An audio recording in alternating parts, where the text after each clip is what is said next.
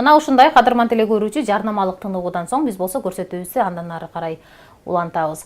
Күн сууганы сөөк муун оорулары козгоп, өнөкөт оорулар, тагыраак айтканда, көпчүлүк бейтаптар бутум колум ооруп атат деген даттануулар менен дарыгерлерге көбүрөөк кайрылып баштайт. Мына ошондуктан бүгүн биз студиябызга атайын дарыгерди чакырганбыз. Бүгүн бизде конокто терапевт, ошондой эле ортопед, нутрициолог деп айтсак болот, Бекзат Болотбек бүгүн бизде конокто. Саламатсызбы? Кош келиптирсиз. Кутмандыгыңыз менен ыраазычылык билдирем, атайын убактыңызды бөлүп биздин студияга келип бергендигиңиз үчүн. Эми негизи эле ушул күн сууганда кол бут ооругандар, сөөк муун ооругандардын баягы өнөкөт оорулары козгоп, баягы түнү менен уктай албай чыгат, же болбосо буту сыздатып ооруйт, какшатып ооруйт, буту үйшүйт, жылыбайт го. Эмне себептен болот? Бул атмосфералык басымга дагы байланыштуу. Мисалга ала турган болсок, бир гана күн сууктаган эмес, жамгыр жай турганда, күн бузула турганда, каар жаырдын алдында дагы буга чейин бардык улгайган адамдар да айтып келишкен. Жакында жамгыр жайт окшойт, же күн бузулат окшойт, менин муундарым ооруп калыптыр депчи. Бул эмнеден болот? Жамгыр жаырдын алдында же погоданын бузулаардын алдында деген атмосфералык басым төмөндөп кетет. Төмөндөгөндө ушул муундардын тегерегиндеги кан айлануу, негизи эле жалпы денедеги кан айлануу өзгөрөт да. Атмосфералык басымга байланыштуу. Анын кесепетинде баягы өнөкөт оорулардын баардыгы козголо баштайт. Ушул козголуунун себебинен оорулар күчөйт.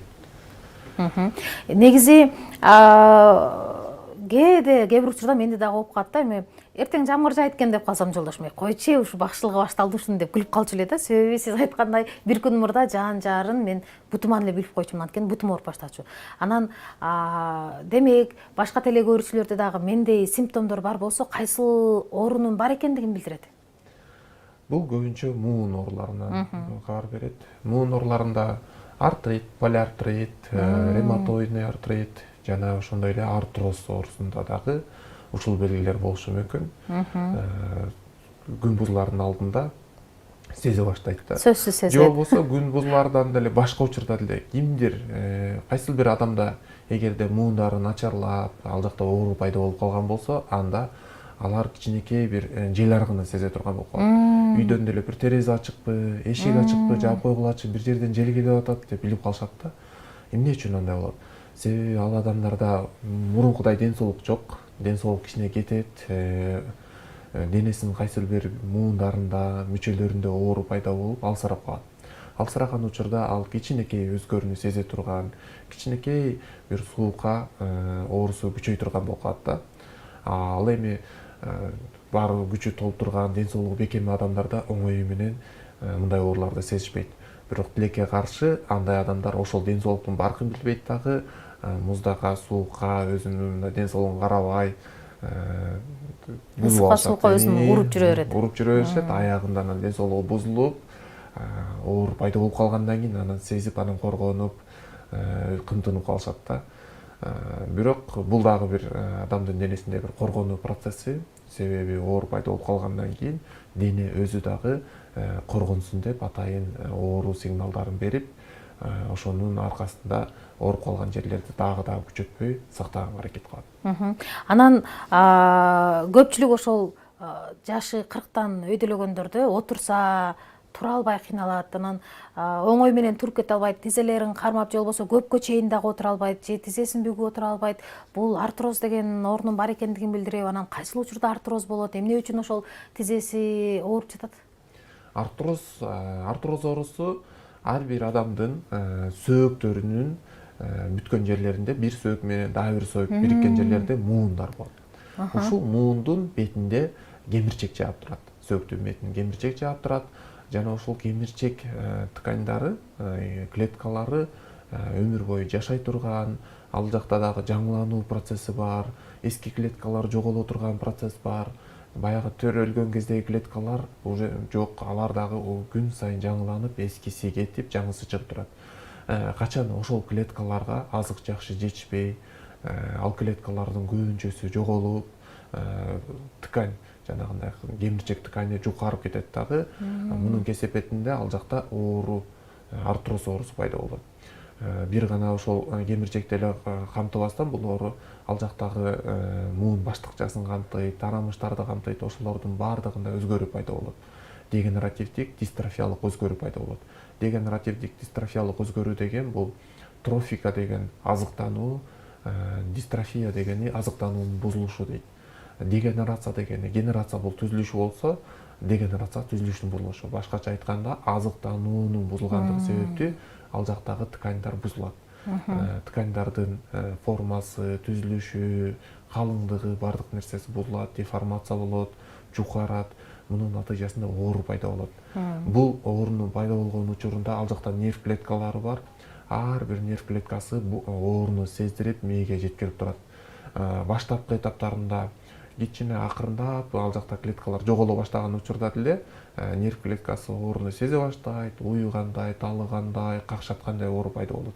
Бара бара бул оору күчөп жүрүп отуруп, кийин кыймылдата албай, кыймыл жоголо баштайт. Кийин жада калса муундар дагы толук түрдө кыймылын жоготуп, катып калган учурга чейин өтүшүп кетиши мүмкүн.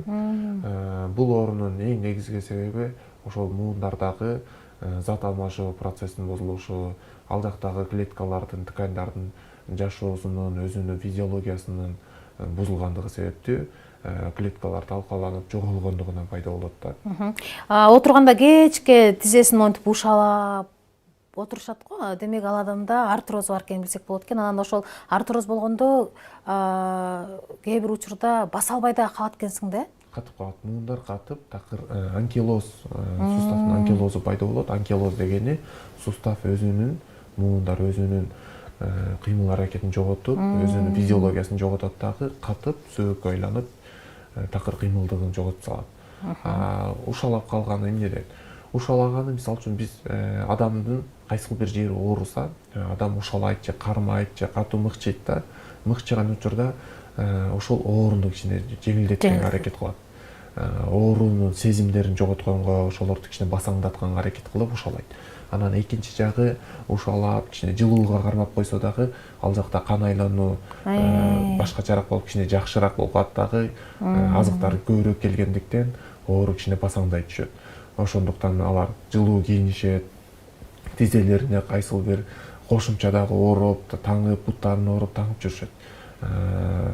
Кичине эле суукка алып кала турган болсо, оорусу күчөп, кармап, кыйналып баса албай катып калышат да.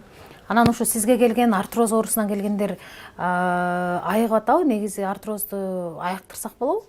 Артроз оорусунун стадияларга бөлүнөт. Биринчи, экинчи, үчүнчү, төртүнчү, бешинчи депчи. Биринчи, экинчи стадияларында бул жеңил учур, кемирчектин жукарганы жаңыдан башталган учур, өтө жукара элек. Үчүнчүдө, ал жакта үчүнчү жана төртүнчүдө ошо кемирчек өтө жукарып, сөөк менен сөөк тийишейин деп калган учур болот. Кемирчек жешилип кетет экен да. Жукарып кетет да. Жешилип деп да айта албайбыз, себеби жешилет десе сүрүлүп жешилип калыш керек эле, баардык адамдыкы андай болбойт. Кимдердики жешилет десе, ошондой азыктануусу бузулгандыктан, азыктануу. Себеби мындай да, кемирчек азык алып турат. Бул кемирчек тканьдары азыктануш үчүн кан тамыры менен азыктанбайт. Ал жакта муундун ичинде атайын суюктук болот. Ошол суюктуктун курамында кемирчекке керектүү азыктар болот. Ошол азыктарды сиңирүү жолу менен кемирчек өзүнө алат дагы, клеткалары жашоосун улантат. Жаңы клеткалар пайда болот. Ошол жакта физиологиялык процесстердин баары ошонун негизинде жүрөт. Качан гана ошол суюктуктун курамында азыктар азайып калган учурда кемирчекке дагы азык жетишпей калат. Ал азык жетишпеген натыйжасында ал жакта өзгөрүүлөр пайда болот. Өзгөрүүлөрдү ушул артроз оорусу деп айтабыз. Анан ой бутум, ой тизем деп келип анан басып кеткендер барбы? Бар. Биз канча деген бейтаптарды жардам берип айыктырып жүрөбүз. Артроз оорусунун биринчи, экинчи стадиясынын баардыгы топсондол айыгып таптаза кетип калышат. Үчүнчү стадиясынан дагы айыгып кеткен бейтаптарыбыз көп. Төртүнчү стадия менен келишет, бешинчи стадия менен келишет, операция кылдыргым келбейт, операциядан кийин эле оорутат экен, кээде операциянын кесепети болуп, ириңдеп кетет экен, же темир салдыргандан кийин темир деле кайра ушундай эле какшатып оорута берет экен, менин курбуларым салдырды, алар деле оорутат, ага көрөп башка жолун издейинчи деп келдим дешет. Биз аларга жардам беребиз. эң акыркы стадияларына жардам бергенде кадимкидей жеңилдеп жакшы болуп калышат. Ал эми баштапкы стадиядагылары толук айыгып кеткен учурлар бизде көп. Демек операциясыз дагы артрозду дарыласа болот экен. Ооба. Дарылап жүрөбүз. Ар бир адамды дарылайбыз. Ар бир адамда жылыш кадимкидей болот. Жеңил стадиясы болсо толук айыгып кетет тез эле учурда. Өчкөн стадиясы болсо дагы кадимкидей бир дарылоо өткөндөн кийин бир топ жеңилдеп жылыш болуп сонун болуп калышат. Кээ бирөөсү бар, мен ушул ооруну бир аягына чейин чыгарып дарыланайынчы деп кайра 2-3 жолу келип дарыланып, акырына чейин чыгаргандары дагы көп. Анткени оорудан баягы тажаганда, жаның кыйналганда аягына чыккың келет го. Анан учурда азыр боор оорулары дагы күч алды го. Сизге дагы ушул маселе менен көп келишеби? Ооба. Биз жалпы практикадагы дарыгер, жалпы терапевт, ошондой эле диетолог, тамак оору, көбүнчө ооруларды туура тамактануунун негизинде, андан сырткары фитотерапия деген бар, дары чөптөрдүн негизинде, анан физиотерапия. Бул тармагында биз сырттан окуп келгенбиз, жана өзүбүздүн өлкөдө дагы ушул гепатология, ортопедия жана чыгыш медицинасы боюнча окуп, ал жакта аспирантурага чейин окуп илим алганбыз. Бунун негизинде биз жалпы көп ооруларды көрүп келүүдөбүз. Бул ооруларды көргөн учурда биз өнөкөт ооруларды айыктырып кетиргенге аракет кылабыз.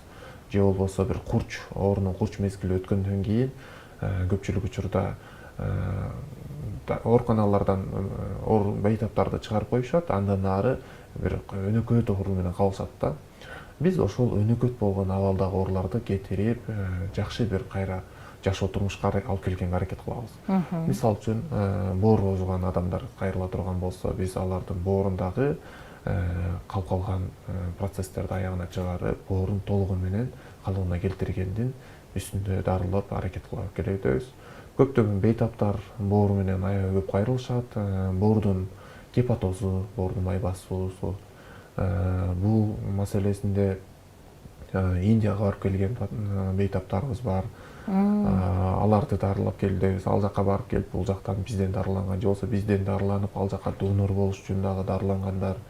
Турцияга барып, Турциядан жакшы болбой, бизге келип дарылангандар. Жана ошондой эле Европада иштеп жүрүп, атайын дарыланайын деп келдим, ооруп калып, ал жактан кайра кетишим керек, ушу дарыланып алып барбасам болбойт, иштей албайтам деп, Европадан, Америкадагы көп пациенттер бар. Онлайн түрүндө дагы Американын алыс жердин тиги бетиндеги пациенттерди карап, дарылап, өтүндө маселеси, боорунда маселеси бар болсо баарын дарылайбыз да. Жана ошол эле Европа, Америкада дагы мисалы үчүн дарылоо, операция ушундай өнүккөн болсо, онкологияны операция кылып дарылоо өнүккөн болсо, химиотерапия менен дарылоо өнүккөн болсо, бирок ушундай реабилитация кылуу, калыбына келтирүү процесстери аксагандыгын, ал тармакта көп каралбайт экендиги бизге маалым. Жана биз ошол тармакта жакшы бир аракеттерди кылып, көптөгөн бейтаптарга жардам берүүбүз. Ошондой эле боору менен кайрылган бейтаптарыбыз өтө көп. Жана ошол эле